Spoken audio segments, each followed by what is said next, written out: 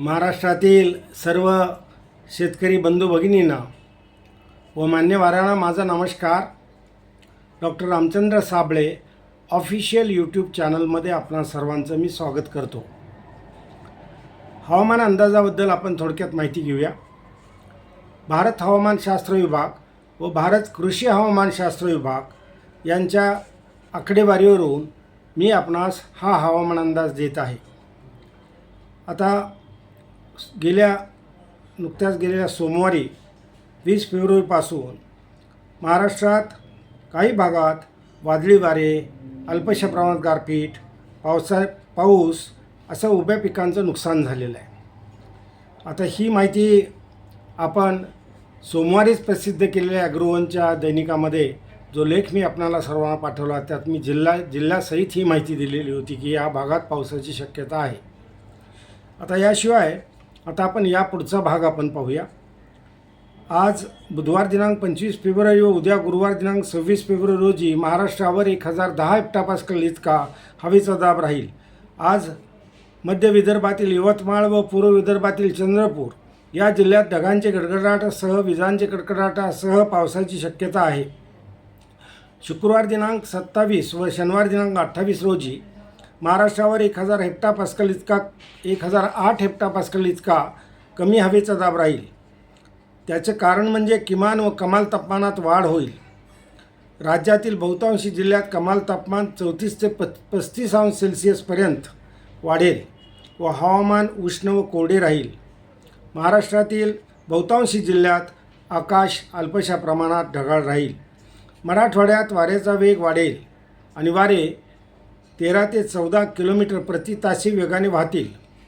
उत्तर महाराष्ट्र, मराठवाडा व पश्चिम विदर्भात वाऱ्याची दिशा वायव्येकडून राहील तर काही उर्वरित भागात ती ईशान्येकडून राहील. अरबी समुद्राचे पाण्याचे पृष्ठभागाचे तापमान 29 अंश सेल्सिअस आणि हिंदी महासागराचे पाण्याचे पृष्ठभागाचे तापमान 30 अंश सेल्सिअसपर्यंत वाढलेले असल्याने बाष्पीभवनाचा वेग वाढलेला आहे. त्यातून ढगनिर्मिती होते आणि जेथे हवेचे दाब कमी होतील तिथे ढग जमून पावसाची शक्यता निर्माण होत आहे. आता हे जे बदलतं हवामान आहे हे मी असं म्हणेन, कारण फेब्रुवारीमध्ये तापमान एकदम वाढणं, हवेचे दाब कमी होणं आणि त्याला हिंदी महासागराचं तापमान अधिक असणं, त्यातून बाष्पीभवन मोठ्या प्रमाणात वेगाने होणं आणि ते बंगालच्या उपसागरावरती कमी दाबाचं क्षेत्र असल्यामुळं त्या दिशेनं येणं आणि पुन्हा पश्चिमेच्या दिशेनं संपूर्ण दक्षिण भारतातच पाऊस होतो आहे काही ठिकाणी.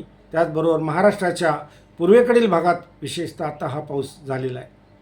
ही परिस्थिती लक्षात घेता आपण आता मी काही कृषी सल्ला आपल्याला देतो.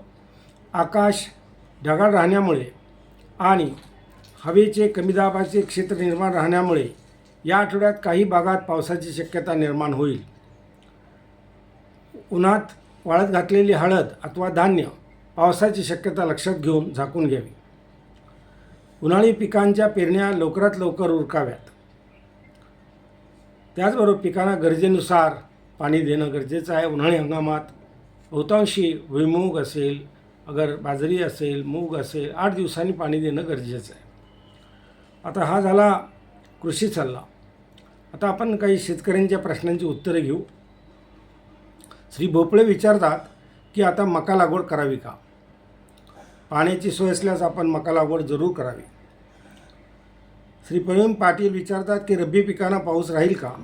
होय, सध्याचे हवामान बदलाने मुख्यत्वे करून हिंदी महासागराचे पाण्याचे तापमान वाढत असल्याने आणि वाढलेले असल्यामुळे जेथे हवेचे दाब कमी होतील तिथं ढग जमा होतील आणि पावसाची शक्यता निर्माण होईल. श्री सुनील पारंबे विचारतात की बुलढाणा जिल्ह्यात मलकापूर तालुक्यात पाऊस होईल का? सुनीलजी, वाऱ्याची दिशा वायव्येकडून राहण्यामुळे व तापमान वाढून हवेचे दाब कमी झाल्यास तरच पावसाची शक्यता निर्माण आपल्या भागात होईल, अन्यथा हवामान कोरडे राहील. आता काही शेतकऱ्यांचे अभिप्राय आपण घेऊया. श्री गायक डांगे, श्री उमेश कदम, श्री योगीराज मस्के, श्री अशोक वरे, श्री मंगल लहाने, श्री बाळासाहेब खर्डे, श्री भिकाजी दंडाळे, श्री हरी खराबे पाटील, श्री प्रशांत यदगिरे, श्री शिवाजी काळे, श्री वाल्मिक चिंचणे, श्री सचिन राऊत, श्री मल्लक्काप्पा निंबाळे, श्री प्रवीण पाटील, त्याचबरोबर ह्या सर्वांनी मला धन्यवाद दिलेत. शिवाय माझे हवामान अंदाजावरून शेती कामाचे नियोजन चांगले करता येते हे त्यांनी मला कळवलं आहे. मी खूप मोलाची माहिती देतो आहे हेही मला त्यांनी कळवलं आहे. शेतकऱ्यांना समजेल अशी माहिती असते असंही कळवलं आहे. त्या माहितीचा शेतकऱ्यांना प्रचंड फायदा होतो आहे हेही कळवलं आहे. आणि बहुतेक बऱ्याचशा शेतकऱ्यांच्या वतीनं त्यांनी मला धन्यवादही दिलेत. श्री प्रवीण पाटील यांनी मला दिव्य दृष्टी लाभल्याचं कळवलं आहे.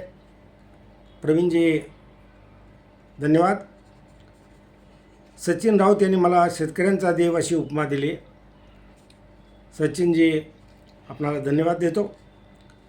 मी आपल्या सर्वांनाच शेवटी धन्यवाद देतो. तुम्ही कार्यक्रमाला चांगला प्रतिसाद द्यावा.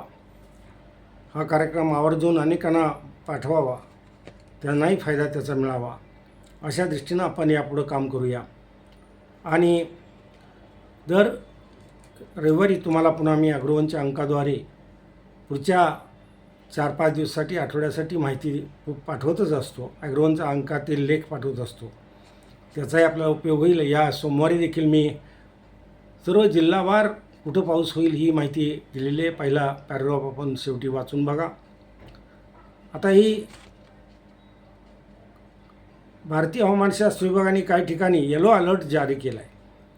त्यात पूर्व विदर्भात, पश्चिम महाराष्ट्रात, मराठवाड्यात, चंद्रपूर, गडचिरोली, नांदेड, हिंगोली, धाराशिव, लातूर, सोलापूर या भागात हा येलो अलर्ट त्यांनी दिला आहे. लातूरला तर कालही पाऊस झाला. मध्यंतरी बऱ्याच बीड जिल्ह्यात पाऊस झाला. त्याचबरोबर बऱ्याच भागात पाऊस झाला आणि पिकांचं नुकसान झालं. आता हा हवामान बदलाचा परिणाम आहे. हिंदी महासागराचं तापमान वाढलेलं आहे आणि प्रशांत महासागराचं तापमान थंड आहे. जेव्हा प्रशांत महासागराचं तापमान थंड असतं तेव्हा तिकडे हवेचे दाब जास्त असतात आणि हिंदी महासागरावरचे वारे सर्व महाराष्ट्राच्या दक्षिण भारताच्या दिशेने येतात. बंगालच्या उपसागरातून ते प्रवेश करत आहेत. त्यातच भरीतभर उत्तरेकडून ईशान्येकडून येणारे थंड वारे जर त्यात मिसळले तर गारपीट होते. ही आपण माहिती समजून घ्यावी आणि हा पावसाच्या हवामानाचा अंदाज आपल्या शेती कामात चांगल्या प्रकारे करावा असं मला वाटतं. आपण शेतीत या संघर्षमय परिस्थितीत सामना करावा, आपलं पिकं चांगली काढावीत, उत्पादन चांगलं निघावं अशी मी धारणा व्यक्त करतो. आपणा सर्वांना धन्यवाद देतो. जय हिंद, जय महाराष्ट्र.